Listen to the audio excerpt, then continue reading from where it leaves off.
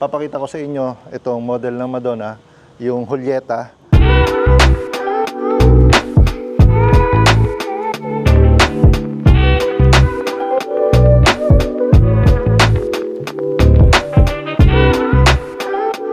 Napakabilis ng gawa ng mga bahay dito sa Madonna Residences kasi ang dami rin kasi nagre-reserve at mabilis yung inventory gumalaw dito sa Madonna. So, papakita ko sa inyo itong model ng Madonna, yung Julieta. Ang standard lot area nito ay 164 square meters. Tapos, ang floor area niya ay 135 square meters. So, ulit, Madonna Residences ang pangalan ng subdivision. Dito pa lang sa bungad, di ba? Yung colorway niya, no? Yung combination ng kulay. Ang ganda na kagad. Tapos itong parking na may pa-curve na ganito, no? Ito naman, yung garahe, kasya ang dalawang SUV. As you can see, galing dito sa end ng parking, ilang steps to? 1, 2, 3, 4, 5, 6, 7, 8, 9. So, estimate more or less 8 meters yung haba nitong parking. So, kasyang-kasya yung mga mahabang sasakyan, van, pick-up, maluwag na yun. So, bago natin pasukin yung unit, pakita ko muna sa inyo yung palibot ng bahay. So, eto, mapapansin nyo, yung garahe kanina, walang harang, walang fence. So, ganito talaga yung feature ng bahay. So, ibig sabihin yung community itself ay secured. So, dito pa lang, etong fence na to, parang aesthetic na lang talaga to. Pang-forma na lang yan. Hindi yan talaga protection against mga magnanakaw. Dahil confident nga ang developer na secured yung community. So, etong harap, may basic na landscape. So, etong landscape ay idea yan kung ano yung magiging turnover sa inyo. Kasama na talaga yan sa turnover ng bahay. So, itong part na to ng bahay, ito yung lanay area na merong access ngayon. Ito kasing sliding door na to ay access yan dun sa dining table or dining area. So, itong part ng likod, ito talaga yung gustong-gusto kong part. Kasi ako, mahilig ako sa labas ng bahay eh. So, marami kang pwedeng gawin dito, mag-entertain ng bisita. Ako, iniisip ko kung ako nakatira rito, gusto ko pang lagyan ng pool dyan or jacuzzi. Dami pwedeng gawin sa lugar na to. Pwede kang small party na mga kaibigan mo, pwede kang mag-entertain dito. At the same time, yun nga, kung nag-entertain ka ng guest mo dyan, meron kasing dirty kitchen dito. Ito namang pinto na to ay access to papunta sa loob. Pero mamaya papakita ko sa inyo kung paano naman galing sa loob papunta rito. So, meron din itong mga cabinets na nandito. At siya nga pala, kung mapapansin nyo, part dito ay meron din bubong. So, may roof over this dirty kitchen para kung magpe-prepare ka ng food mo rito ay hindi naman mauulanan or maiinitan yung magluluto. Ayan ulit, para bigyan ko kayo ng idea kung ilang steps. Galing dito, papunta ron sa wall ng bahay mo. 1, 2, 3, 4, 5, 6, 7. More or less, 6 to 7 meters ang lapad nitong bahay na to. Nitong backyard pala. So, pabalik tayo ngayon sa garahe para pakita ko naman sa inyo yung loob mismo ng bahay. So, ito yung garahe. Pagpasok mo ng sasakyan mo, pagbaba mo, diretso ka sa bahay mo. So, bubungad sa'yo yung living room. So, ayan. Tapos, mapapansin nyo, itong part na to, naka-design yung kanyang wall. Tapos, at the same time, may TV. Ito palang unit na to ng TV ay kasama na rin yan sa turnover.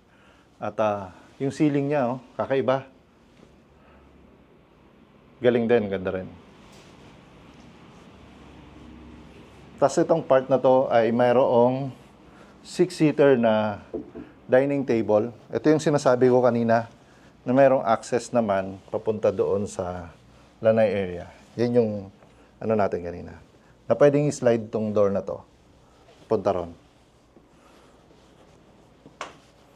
So, lahat siguro ng dinadala naming kliyente ay natutuwa dito sa part na to kasi yun nga, prepare ka ng food, di ba? Dito, tapos prepare ka ng pagkain, magbe-bake ka kasi kasama na rin tong oven na to, di ba? Kasama na rin yan sa turnover, tapos modular cabinet sa taas, tapos itong island or mini bar na to kung gusto mong mag-serve ng coffee or pastry dito sa guest mo. Diba? Ganda oh. Tapos, eto, ang 2-door na refrigerator na naka-promo sila ngayon, kasama pa rin to. So, kung kailan nyo ito mapapanood, mag-comment lang kayo, baka existing pa rin yung promo na kasama pa rin tong ref. Tapos, etong side na to ay yung toilet and bath dito sa baba. Tapos, ito yung sinasabi ko na mayroon kang access dito sa likod.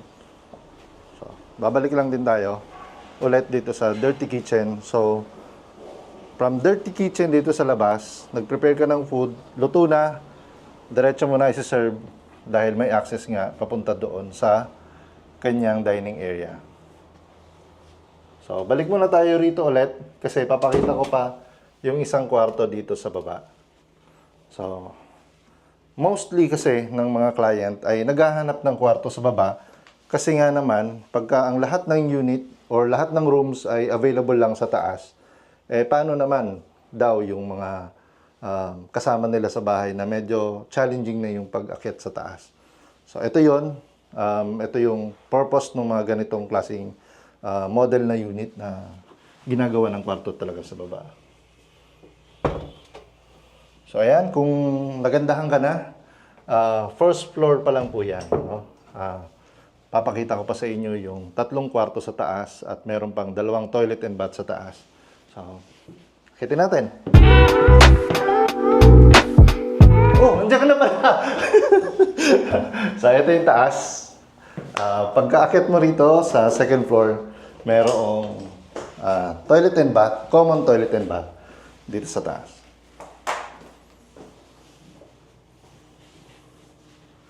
Just in case na iniisip nyo kung paano namin ginagawa yan, yung pag-video. So at least may idea kayo. Ayan po si Aaron. Ayan. At syempre ako pa rin to. So unang room, papakita ko sa inyo dito sa taas. Etong first room na mayroong single bed, study table, tapos mayroong modular cabinet dito. Tapos tingnan mo rito, ang ganda. Kahit sino siguro pag nakita to ng bata, magugustuhan to. Daddy, bili na ako nito, reserve mo na yan. Kasi nga, di ba? Oh, tapos yung gadget niya nandyan, tapos yung mga books niya nandyan. So, tapos meron pa dito ang TV. Pag sinara mo yung pinto, ayan, meron pang TV. Right. Ito yung modular cabinet. So, first room, second room, dito, second room. Alam mo ba na itong, anong hayop to, bro? Giraffe. Giraffe. Lasing ko raw pala to. Bakit? Long neck eh. So, ayan, meron siyang study table, tapos, ayan, nakakatuwa sila. Ito. Alright. Ganun pa rin. Very consistent yung kanilang modular cabinet. Ang ganda. Ang gusto ko sa modular cabinet kasi nga, ano siya, precise yung mga cuts. Tapos pagka sinalpak mo siya, ay sukat na sukat talaga dun sa room. So, walang mga excess na problema, gas-gas. Ito, factory made kasi yung mga modular cabinets na ganyan. Tapos, dito naman, yung accent ng wall, So, malakas din parang ang lamig ng vibe. Tapos may TV. So, may isa pang kwarto akong papakita sa inyo dito sa taas, which is the third room.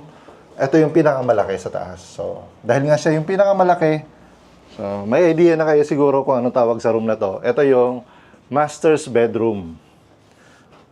So, panalo to, yung master's bedroom na to kasi normally, di ba? Sa mag-asawa, ang dami nilang gamit at at least, ito, pwede na silang mamili. Ayan, sabihin mo sa asawa mo, ayan yung closet mo, tapos ito naman ay closet mo pa rin. Tapos, para sa lalaki, siguro, pwede na rito. Kasi maluwag din naman to.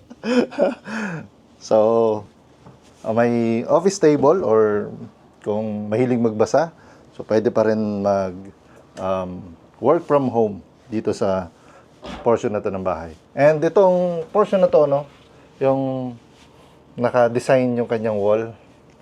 Ganda-ganda talaga ako. At parang, ito yung uso ngayon no? Pagka nanonood tayo ng mga house tour sa TV, ang daming ganyan. Tapos sa Pinterest, ganito rin yung mga nakikita natin. And syempre, dahil master's bedroom to, maganda na meron siyang sariling CR. So ito yung CR dito sa master's bedroom. Para private nga yung mag-asawa. At may shower room pa na sinasara nito. Diba? Ayan. So, ito yon. Okay. So, halos lahat ng part ng bahay na kita ko na sa inyo. So, kung umabot ka sa part na to ng video, maraming salamat dahil pinanood mo talaga yung video namin. At kung nagustuhan mo naman ito, ito yung ginagawa pala namin. So, mag-comment lang kayo kung saang lugar nyo gustong preferred na mag-invest ng house and lot or property. And then, kami na muna ang pupunta dun sa lugar. Kami na muna maghahanap ng mga house and lot na available dun sa lugar. And papanoorin muna nyo yung mga video yung ginawa namin. At least may idea na kayo kung ano yung mga pwede nyo pag-investan sa lugar na yon. At kung nagustuhan nyo naman, malaking tulong sa amin kung isi-share ninyo yung video na to at pwede nyo kaming tulungan sa aming negosyo. So maraming salamat sa inyong panonood. Ilalagay ko sa comment section or sa dulo ng video na to yung sample computation kung magkano yung bahay na to at yung iba pang details ng bahay at yung financing option kung gusto mong kunin through bank financing. And reservation fee is 50,000 lang para i-reserve tong bahay na to. So, salamat!